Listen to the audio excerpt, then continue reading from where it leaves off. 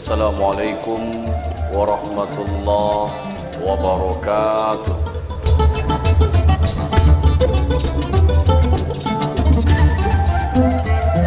Innal hamdalillah nahmaduhu wa nasta'inuhu wa nastaghfiruh wa na'udzu billahi min sururi anfusina wa min sayyiati a'malina. May yahdihillahu fala mudilla lahu wa may yudlilhu fala hadiya lahu. أشهد أن لا إله إلا الله وحده لا شريك له وأشهد أن محمدا عبده ورسوله الذي لا نبي بعده اللهم فصل وسلم وبارك على رسولنا الكريم سيدنا محمد ابن عبد الله وعلى آله وأصحابه ومن دعا بدعوته واستنى بسنته إلى يوم لقاء ربه وبعد. قال الله تبارك وتعالى في كتابه الكريم وهو أصدق القائلين أعوذ بالله السميع العليم من الشيطان الرجيم بسم الله الرحمن الرحيم يا أيها الذين آمنوا اتقوا الله حق تقاته ولا تموتن إلا وأنتم مسلمون وقال يا أيها الناس اتقوا ربكم الذي خلقكم من نفس واحدة وخلق منها زوجها وبث منهما رجالا كثيرا ونساء واتقوا الله الذي تساءلون به والأرحام إن الله كان عليكم رقيبا وقال في آية أخرى يا أيها الذين آمنوا اتقوا الله وقولوا قولا سديدا يصلح لكم أعمالكم ويغفر لكم ذنوبكم ومن يطع الله ورسوله فقد فاز فوزا عظيما عباد الله أوصيكم ونفسي بتقوى الله وطاعته faqad fazal muttaqun. Hadirin jemaah Jumat yang dimuliakan Allah Subhanahu wa taala. Kembali kita bersyukur kepada Allah di mana hari yang mulia ini, hari Jumat, lalu kemudian kita berkumpul di tempat mulia, masjid. Lalu kemudian kita berkumpul bersama-sama orang yang dimuliakan Allah. Orang-orang yang masih tergerak hatinya untuk melangkahkan kaki menuju panggilan Allah. Azan berkumandang sahut-sahutan dari masjid-masjid Allah. Inilah yang menghantarkan kita dalam taat kepada Allah Subhanahu wa taala. Sungguh nikmat besar masih Allah berikan kepada kita pada saat ini. Iman dan Islam. Maka ini juga yang kita harapkan di masa-masa yang akan datang di akhir usia kita. Ketika ajal menjemput, maka pada saat itu pun kita dalam iman dan Islam, sehingga lisan kita mudah untuk bergerak mengucapkan la ilaha illallah. Allah berikan kepada kita husnul khatimah di akhir daripada hidup kita. Amin ya rabbal alamin. Salawat dan salam tak lupa kita sampaikan kepada Nabi kita, Nabi besar Muhammad sallallahu alaihi wasallam. Banyak berselawat, banyak sampaikan salam kepada beliau, banyak hidupkan sunnahnya. InsyaAllah kita termasuk umatnya yang mendapatkan syafaat di yaumil akhir. Amin ya rabbal alamin. Jemaah Jumat yang dirahmati Allah Subhanahu wa taala, ada satu potong doa baginda Rasulullah sallallahu alaihi wasallam yang dia bacakan dan munajatkan kepada Allah setelah salat subuh setiap harinya. Maka ini adalah bisa kita amalkan, kita contoh bahwa setiap kita melaksanakan ibadah salat subuh, lalu kemudian kita pun bermunajat kepada Allah, dan jangan pernah lupa untuk berdoa kepada Allah. Satu potong doa yang dibacakan oleh baginda Rasulullah sallallahu alaihi wasallam. Bismillahirrahmanirrahim. Allahumma inni as'aluka ilman nafi'a wa rizqan thayyiba wa amalan mutaqabbala. Ini adalah doa baginda Rasulullah sallallahu alaihi wasallam. Diawali dengan Allahumma inni as'aluka ilman nafi'a. Ya Allah, aku pinta kepadamu ilmu yang bermanfaat. Ternyata Rasul tidak minta harta yang berlimpah. Ternyata Rasul tidak meminta jabatan yang tinggi. Ternyata Rasul sallallahu alaihi wasallam tak meminta genggaman dunia yang banyak. Tetapi justru yang pertama yang Rasul pintakan di setiap subuhnya adalah dia meminta kepada Allah diberikan ilmu yang bermanfaat. Jemaah Jumat yang dirahmati Allah Subhanahu wa taala, Ini adalah bekal terbaik daripada hamba Allah, orang-orang beriman ketika dalam kehidupannya ingin menjadi orang-orang yang bahagia dunia dan akhirat. Ilmu, sampai-sampai dalam setiap Jumatnya, sepekan sekali, sejumat sekali, kita ada diperintahkan oleh Allah Subhanahu wa taala untuk melaksanakan ibadah salat Jumat, yang dimana di dalam rukun salat Jumat ada mendengarkan khutbah Jumat. Di dalam khutbah Jumat maka disampaikan ilmu sebagai pengingat kita, agar supaya kita sepekan sekali paling sedikit masuk ke dalam telinga kita, kita mendengarkannya, lalu menghujam ke hati kita ilmu-ilmu yang disampaikan para ustadz dan para khotib, agar supaya kita tidak lupa. Karena betapa pentingnya kita untuk ilmu agama.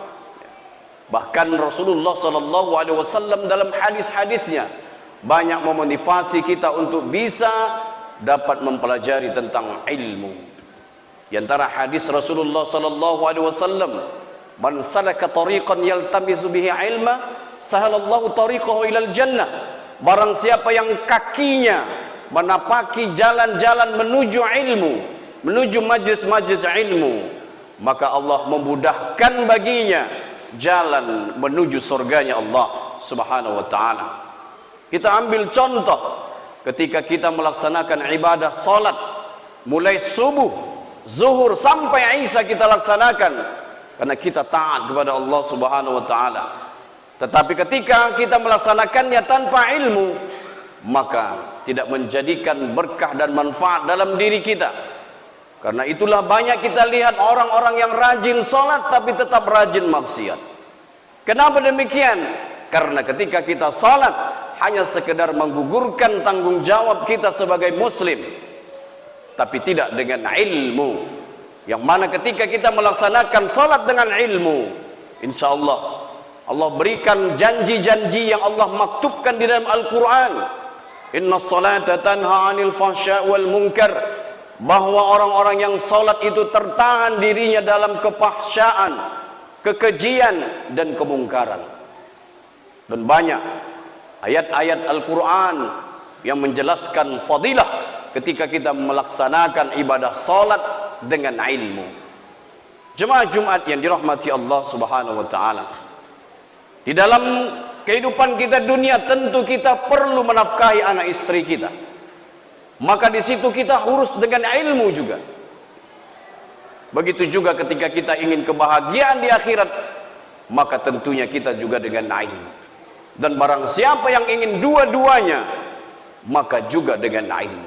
Itulah betapa pentingnya ilmu dalam kehidupan kita, sehingga Rasulullah SAW saja inginkan yang pertama setelah melaksanakan ibadah salat subuhnya, Allahumma inni as'aluka ilman nafi'a, ilmu yang didapatkan lalu kemudian dengan ilmu itu bisa bermanfaat dan buah keberkahan dalam kehidupannya, kebahagiaan dunia dan akhiratnya. Jemaah Jumat yang dirahmati Allah Subhanahu wa taala. Lalu yang kedua, Rasulullah sallallahu alaihi mintakan kepada Allah, Allahumma inni as'aluka ilman nafi'a wa rizqan thayyiba, rezeki yang baik, rezeki yang halal, rezeki yang bisa mendekatkan diri kepada Allah Subhanahu wa taala, rezeki yang dia merasakan itu adalah titipan. Lalu kemudian bagaimana rezeki yang Allah berikan itu menjadi jalan dia bertambah takwa kepada Allah Subhanahu wa taala. Kita dalam kehidupan sehari-hari bekerja seharian, lalu kemudian ada upah, maka itu adalah rezeki. Lalu kemudian dengan apa yang Allah titipkan kepada kita itu, maka kita ada sedekah, kita ada infak, kita ada zakat, yang mana ini adalah amat sangat penting dalam kehidupan kita. Bahwa sesungguhnya apa yang Allah berikan kepada kita rezeki, lalu kemudian kita tidak mau untuk mengeluarkan di jalan Allah Subhanahu wa taala, maka dalam surat At-Taubah, ayat yang berupa ancaman kepada mereka-mereka yang pelit, kepada mereka-mereka yang bakhil, kepada mereka-mereka yang tak mau mengeluarkan hartanya di jalan Allah. Apa kata Allah dalam firman-Nya dalam surat At-Taubah? "Walladzina yaknizuna adh-dhahaba wal fiddah wa la yunfiqunaha fi sabilillah wa basyirhum bi'adzabin alim."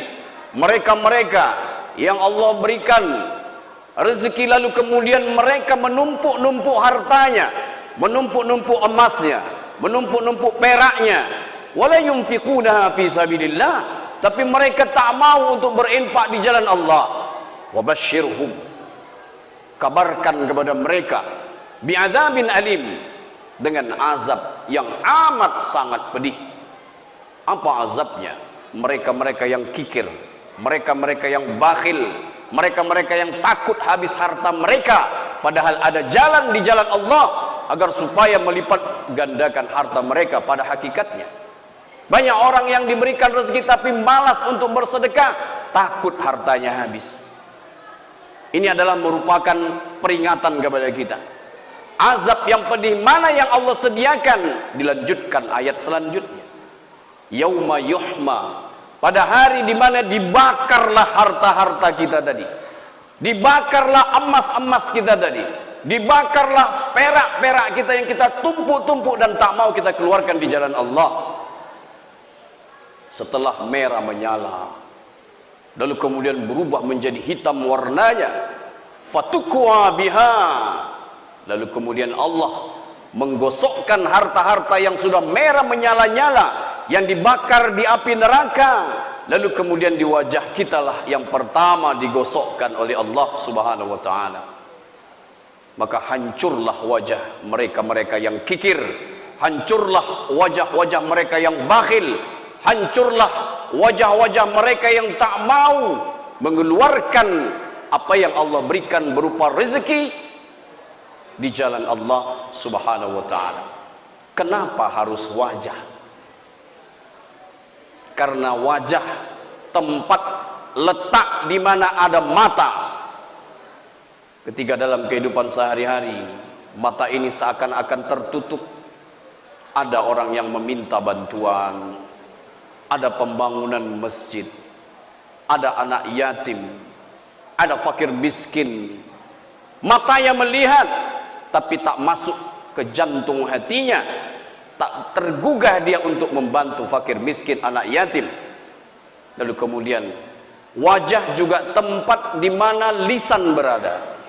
Mulutnya seakan-akan tertutup, tak mau bertanya apakah ada anak yatim yang belum sekolah di kampung ini, apakah ada fakir miskin yang tak makan satu hari ini. Ada lisannya bertanya tapi seakan-akan tertutup. Dan wajah juga tempat di mana telinga terletak. Dia seakan-akan tuli mendengar keluh kesah anak yatim yang putus sekolah, yang tak makan, fakir miskin tak makan satu harian. Seakan-akan maka telinganya dalam keadaan tertutup, padahal dia bisa mendengar. Itulah sebabnya harta-harta mereka dibakar di neraka jahanam, lalu kemudian digosokkan ke wajah mereka. Yang kedua yang dibakar dalam ayat itu disebutkan, yaitu lambung mereka-mereka yang bakhil dan kikir. Kenapa lambung? Karena lambung ketika di dunia hanya memikirkan lambung mereka saja, hanya kenyangnya mereka saja. Ada tetangga kiri kanan muka belakang, kadang-kadang tak makan, tak peduli. Yang penting aku dan keluargaku kenyang, yang lain urusan mereka sendiri. Padahal ada hak orang-orang yang membutuhkan di atas harta yang Allah titipkan kepada kita. Hancur leburlah lambung mereka-mereka yang bakhil, mereka-mereka yang kikir, mereka-mereka yang tak mau peduli terhadap orang-orang yang membutuhkan. Lalu kemudian yang ketiga yang dibakar oleh Allah Subhanahu wa taala adalah punggung. Kenapa sampai punggung dibakar? Kadang-kadang dalam kehidupan kita sehari-hari ada orang peminta-minta yang 100 meter dari jarak kita masih kita lihat dengan mata kita. Bergerak menuju kita 50 meter agak kita sampingkan. Lalu kemudian setelah 5 meter dari kita, yang tadinya mata melihat kita ganti dengan punggung yang melihat. Seakan-akan kita tidak melihat orang yang akan meminta bantuan kepada kita. Maka punggung yang kita jadikan mata di dunia untuk melihat fakir miskin, anak yatim, orang-orang susah, maka punggung itu jugalah yang akan menjadi dibakar oleh Allah Subhanahu wa taala dengan harta kita sendiri yang kita cari ketika di dunia. Nauzubillah min dzalik. Maka Rasulullah SAW meminta tentang bagaimana Allah berikan rezeki yang thayyib, rezeki yang halal, rezeki yang bisa dipertanggungjawabkan di hadapan Allah Subhanahu wa taala. Karena berkaitan dengan harta, dua pertanyaan Allah. Dari mana kamu dapat dan untuk apa kamu belanjakan? Jemaah Jumat yang dirahmati Allah Subhanahu wa taala. Lalu kemudian yang ketiga adalah Allah meminta kepada Rasul sallallahu alaihi wasallam meminta kepada Allah Subhanahu wa taala amalan mutaqabbala, tentang amal yang diterima Allah Subhanahu wa taala. Maka tentang amal ini tentunya kita tidak ingin kita dalam kehidupan sehari-hari melaksanakan amal ibadah yang begitu banyak, tetapi tak satu pun amal diterima Allah. Tentunya kita tidak ingin itu. Bagaimana apa yang digambarkan oleh baginda Rasul, ada orang yang solatnya 60 tahun tak tinggal, tapi satu solat pun tidak diterima Allah. Tapi Rasul inginkan amal yang diterima Allah Subhanahu wa taala. Begitulah setiap subuh munajat permintaan baginda Rasulullah sallallahu alaihi wasallam kepada Allah Subhanahu wa taala. Kenapa ketika subuh saja dia membacakan ini? Karena subuh adalah waktu di mana awal memulai aktivitas. Berharap kehidupan kita sepanjang satu hari ke depannya Allah berikan, yaitu jawaban yang baik. Allah berikan, yaitu jawaban atas doa-doa kita sepanjang hari. Maka itulah kenapa kita diperintahkan sebelum kita beraktivitas satu hari, sebelum kita bekerja, yang mana biasanya kita bekerja keluar rumah jam 7, jam 8, jam 9, tapi ada satu perintah Allah sebelum jam-jam kita bekerja untuk melaksanakan ibadah salat subuh. Fa idza qudiyatis shalah fantashiru fil ard. Kalau sudah salat, maka keluarlah, bertebaranlah di muka bumi Allah, carilah penghidupan, bekerjalah, cari karunia Allah. Ini adalah bagaimana kewajiban kita dalam kehidupan sehari-hari, bisa menafkahi anak istri, bekerja, tetapi ingat, tetap diawali dengan salat, diawali dengan berdoa kepada Allah Subhanahu wa taala. Barakallahu li wa lakum fil Qur'anil azim wa nafa'ani wa iyyakum bima fihi minal ayati wa dzikril hakim wa taqabbala minni wa minkum tilawatahu innahu huwal ghafurur rahim.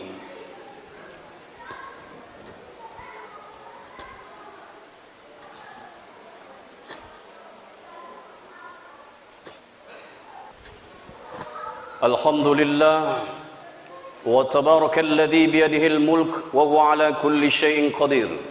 Alladzi khalaqal mauta wal hayata liyabluwakum ayyukum ahsanu amala wa huwal azizul ghafur. Asyhadu an la ilaha illallah wahdahu la syarika lah wa asyhadu anna Muhammadan 'abduhu wa rasuluhu alladzi la nabiyya ba'da. Allahumma shalli wa sallim wa barik ala rasulina al-karim sayyidina Muhammad ibn Abdullah wa ala alihi wa ashabihi wa man tabi'ahu bi ihsanin ila yaumil qiyamah, amma ba'du. Qala Allah tabaraka wa ta'ala fi kitabihil karim wa huwa asdaqul qailin. A'udzu billahi as-sami'il 'alim minasy syaithanir rajim. Bismillahir rahmanir rahim. Ya ayyuhalladzina amanu ittaqullaha wal tanzur nafsum ma qaddamat lighad wattaqullaha innallaha khabirum bima ta'malun. وقال والعصر إن الإنسان لفي خسر إلا الذين آمنوا وعملوا الصالحات وتواصوا بالحق وتواصوا بالصبر إن الله وملائكته يصلون على النبي يا أيها الذين آمنوا صلوا عليه وسلموا تسليما اللهم صل على سيدنا محمد وعلى آل سيدنا محمد كما صليت على سيدنا إبراهيم وعلى آل سيدنا إبراهيم وبارك على سيدنا محمد وعلى آل سيدنا محمد كما باركت على سيدنا إبراهيم وعلى آل سيدنا إبراهيم في العالمين إنك حميد مجيد اللهم اغفر للمسلمين والمسلمات والمؤمنين والمؤمنات الأحياء منهم والأموات إنك على كل شيء قدير. اللهم انصر الإسلام والمجاهدين في فلسطين، وانصر الإسلام والمجاهدين في سوريا، وانصر الإسلام والمجاهدين في روهينيا، وانصر الإسلام والمجاهدين في أيغور، وانصر الإسلام والمجاهدين في إنديا، وانصر الإسلام والمجاهدين في كل مكان برحمتك يا أرحم الراحمين. ربنا لا تزغ قلوبنا بعد إذ هديتنا وهب لنا من لدنك رحمة إنك أنت الوهاب. اللهم اهدنا الصراط المستقيم صراط الذين أنعمت عليهم غير المغضوب عليهم ولا الضالين. ربنا ظلمنا أنفسنا وإن لم تغفر لنا وترحمنا لنكونن من الخاسرين. اللهم إنا نسألك علما نافعا ورزقا طيبا وعملا متقبلا برحمتك يا أرحم الراحمين. ربنا آتنا في الدنيا حسنة وفي الآخرة حسنة وقنا عذاب النار. عباد الله، إن الله يأمركم بالعدل والإحسان وإيتاء ذي القربى وينهى عن الفحشاء والمنكر والبغي يعظكم لعلكم تذكرون. واذكروا الله كثيرا يذكركم واسألوا من فضله يعطيكم ولذكر الله أكبر. أقيموا الصلاة.